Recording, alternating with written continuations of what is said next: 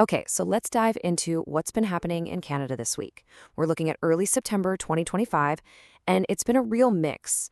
We're talking about some pretty serious challenges, but also some major wins, both here at home and out on the world stage. A warship, a warning, and a win. At first glance, these things sound completely unrelated, don't they? You've got a Canadian naval ship navigating some very tense waters, a pretty serious security alert happening right here in Canada, and then this amazing victory in the world of sports. So, what's the common thread? What does all this really tell us about where Canada is right now? To figure that out, let's start with that warship, because it's been making some serious waves, literally, on the international stage. All right, so the setting for this is the Taiwan Strait. This is one of the most critical and, let's be honest, most contentious waterways on the entire planet. And right in the middle of it, on September 6th and 7th, sails a Canadian frigate, the HMCS Ville de Quebec. As you can imagine, the reaction, well, it was immediate, and people were definitely not on the same page. And this is where things get really interesting. This one single action, a ship sailing through water, sent these huge geopolitical ripples out. And as you can see, everyone involved had a totally different take. China, for instance, came out swinging, calling it a provocative move that just made a tense situation even riskier. But then you have Australia, whose ship was actually sailing right alongside the Canadian one, and they said, nope, this is totally lawful, just freedom of navigation. And what about Canada's official line? Well, Ottawa said it was all part of something called Operation Horizon, a mission that's all about promoting stability in the Indo-Pacific.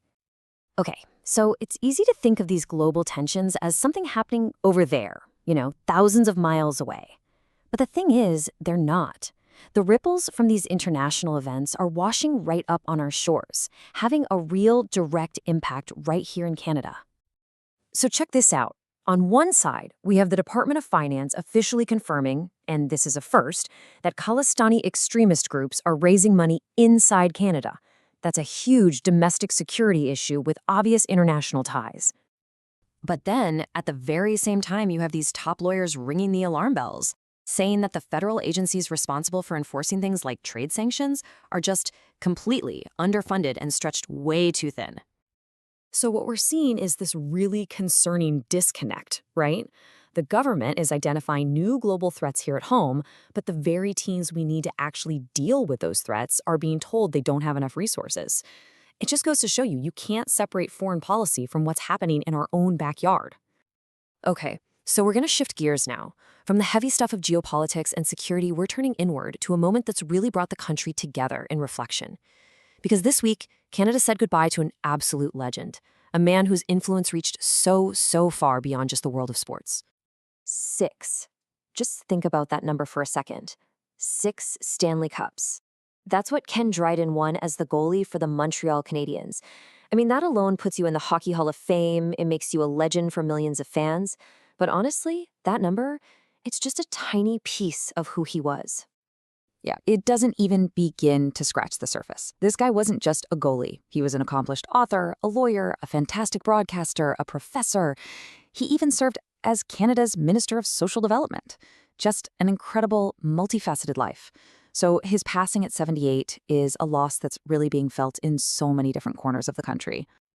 And you can really see that in the reaction. Tributes are just pouring in from everywhere. From the sports world, of course, but also from all across the political aisle. It's just a powerful reminder of the kind of life he lived, one with real purpose and a huge impact. He was, without a doubt, a Canadian icon.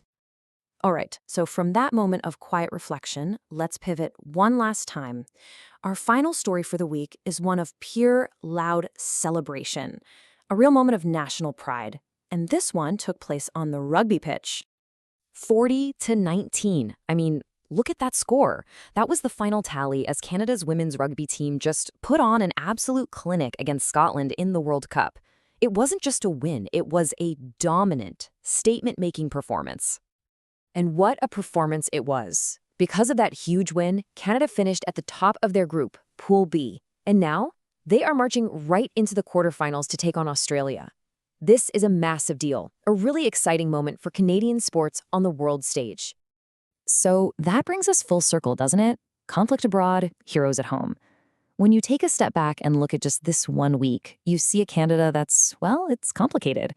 It's a country navigating these really tense global situations while also dealing with serious security issues at home. It's mourning a hero from its past while at the same time cheering on the heroes of today. It really feels like the nation's being pulled in a bunch of different directions all at once. And that leaves us with a pretty big question, right?